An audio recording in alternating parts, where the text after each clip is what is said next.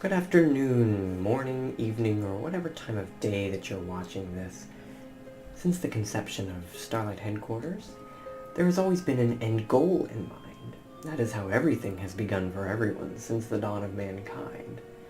The definition of an end goal, though, is subjective, sure, and it often changes as time evolves and as we evolve. Having said that, though, Starlight Headquarters has had a specific goal to accomplish throughout Season 2.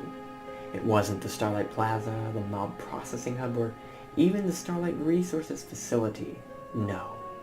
Even beyond all of that, the goal of Starlight Headquarters has always been that it would become an entity within itself. You see, Starlight Headquarters, even since its very beginnings in 2013, which you can watch on my channel, if you so desire, it was founded under the belief that a survival base could be so much more than a haven of relief from the dangers of the outside world that surround it. It could contain secrets. It could hold the keys to prophecies. It could become its own enemy. You see, these are the types of ambitions that Starlight Headquarters has, and while we're nowhere near fulfilling that type of goal, we are well on our way to establishing the premise that will build it. All of this begins with the secret of Stonewall. Many ages ago, a desolate civilization had spawned with the intention of creating a world that held similar ambitions to Starlight Headquarters.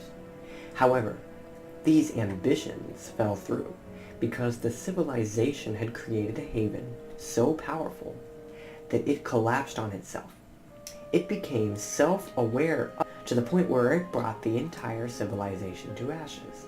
This haven was called Kuli Alamo, which means omniscient. Little is known about what exactly happened to the base during its destruction, whether or not there were third parties involved, or whether or not any remnants of it still exist today. However, one thing is known. It was located at a place called Stonewall Territory, a territory that I have been alluding to throughout this entire season. This is only a brief summary of the full myth, of course, for the full one will be uncovered in the season finale. This myth, however, expands to illustrate a notion that Starlight Headquarters, and in fact every territory in Techtropolis, is destined for something greater, a connection to the gods. In order to do so, the secret of Stonewall must be fulfilled and upheld by that territory, and my goal since the beginning of this season has been to fulfill the promises of that secret. You may not know the secret yet, but I reckon you'll find out before it's fully revealed as we head into these last few sessions. You see, Stonewall Territory's purpose is to provide the foundation for which that prophecy will be fulfilled. And you guessed it, that is where we are headed pretty soon. This talisman is one of 5 that are hidden throughout Starlight Headquarters. All 5 of them can be found through 5 different scavenger hunts, all of which start with a book. In the season finale, after the Season 2 World download is available, you will be able to do all 5 of these scavenger hunts and find the 5 Stonewall talisman that contribute to the secret of Stonewall. Obviously, by the season finale, that secret will be fulfilled. However, the scavenger hunts are in part for your enjoyment as well. This, of course, is only one of many, many features that you'll find along with the season finale in the Season 2 World download that will be released along with that.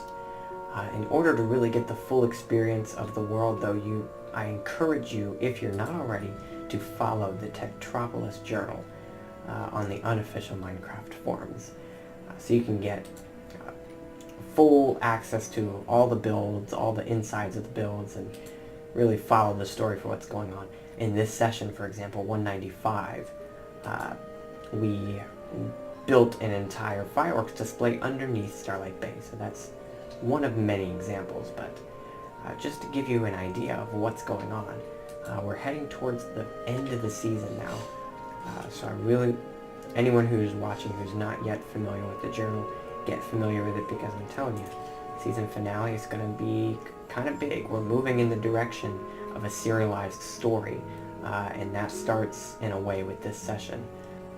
Of course, even since the beginning of Season 2, I've been leading up to this moment. I've known exactly how this season was going to end for the entirety of the season, but I felt it was best to create a slow build to this as opposed to jumping into it right away. And I think that that is the best approach, and I'm hopeful you will agree, because it gives us time to create an entire world to make a story around first, you know what I mean?